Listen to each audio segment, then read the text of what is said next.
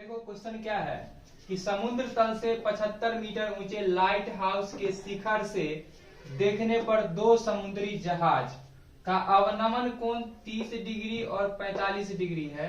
यदि light house के एक ही ओर एक जहाज दूसरी जहाज के ठीक क्या है पीछे है तो दोनों जहाज के बीच की दूरी ज्ञात करनी है।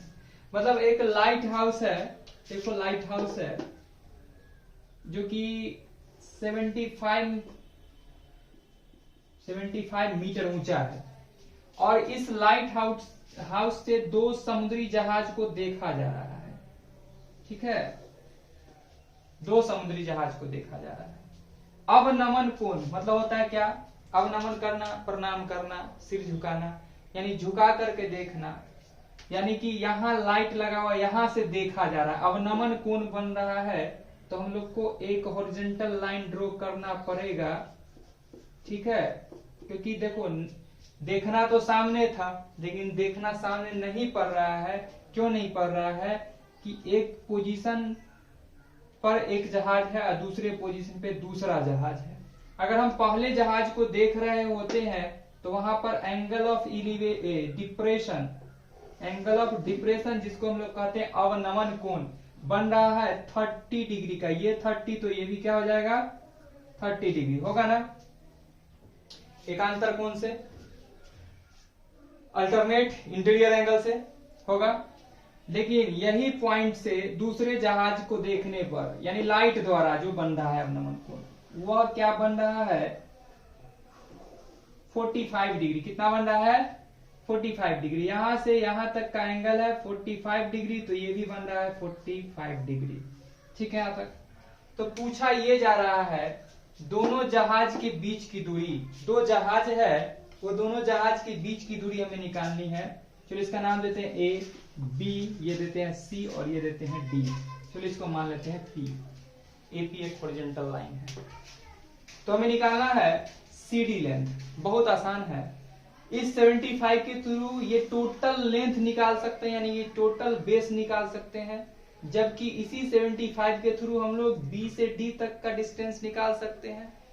सी से बी तक के डिस्टेंस में से बी से डी तक के डिस्टेंस को अगर माइनस कर दे तो पता चल जाएगा सीडी, दैट मीन्स दोनों जहाज के बीच की दूरी। इतना आसान है यह बनाना। ठीक है, तो यह बात हम लिख ले। माना ए बी लाइट हाउस, माना ए बी लाइट हाउस की लंबाई is equal to 75 metre. A B को हमने माना है, हालांकि हम लोग को हाइट पता है। तो ए बी एक लाइट हाउस है जिसकी ऊंचाई क्या है 75 मीटर है। ठीक है, ये जहाज सी और जहाज डी है। ए से जहाज, हालांकि जोड़ सकते हो समुद्री जहाज, कोई बात नहीं है। ए से जहाज सी का अवनमन कोण, अवनमन कोण इज इक्वल टू 30 डिग्री। ठीक है, जबकि ए से जहाज डी का अवनमन कोण इज इक्वल टू 45 डिग्री। ठीक है, यहां तक क्या बन रहा है एंगल ए से अगर हम जहाज सी को देख रहे हैं तो अवनमन कोण क्या बन रहा है 30 डिग्री, जबकि डी को देख रहे हैं तो अवनमन कोण कितना बन रहा है 45 डिग्री ये बन रहा है। इस बात के बाद हम यह बात लिख सकते हैं, यह बात लिख सकते हैं। इसलिए एंगल जो अपना होगा A C B is equal to 30 degree. यह बात हम लिख सकते थे अल्टरनेट एंगल ब्रैकेट में अंत एकांतर कोण से। यहां भी लिख सकते हैं, इसलिए angle A D B is equal to 45 degree. वहां पर जगह कम था इसलिए नहीं लिखे थे। किस बात से आया तो एकांतर कोण, एकांतर कोण से यह बात हमने लिखा। फ्रॉम अल्टरनेट इंटीरियर एंगल से ना, अंतः एकांतर कोण भी लिख सकते हैं। अब हम लोग कहाँ चलेंगे, जहां चलने का मन चलेंगे, ठीक है। अब हम लोग चलते हैं कहाँ पे, कौन से ट्रायंगल में, बड़ा सा ट्रायंगल में चलते हैं। लिखते हैं हम लोग क्या चीज, समकोण यानी राइट एंगल ट्रायंगल, त्रिभुज ए बी सी में कोण सी के सापेक्ष, कोण सी के सापेक्ष रिस्पेक्ट टू एंगल सी, कोण सी के सापेक्ष। देखो बेस परपेंडिकुलर यानी परपेंडिकुलर बेस किसका कॉम्बिनेशन था, टेन का, तो बोल सकते हैं tan C is equal to, tan theta is equal to perpendicular by base, बोले तो BC। This implies tan C क्या है, एंगल सी क्या है 30 degree is equal to AB बोले तो 75 मीटर बाय BC नहीं पता, छोड़ दिए।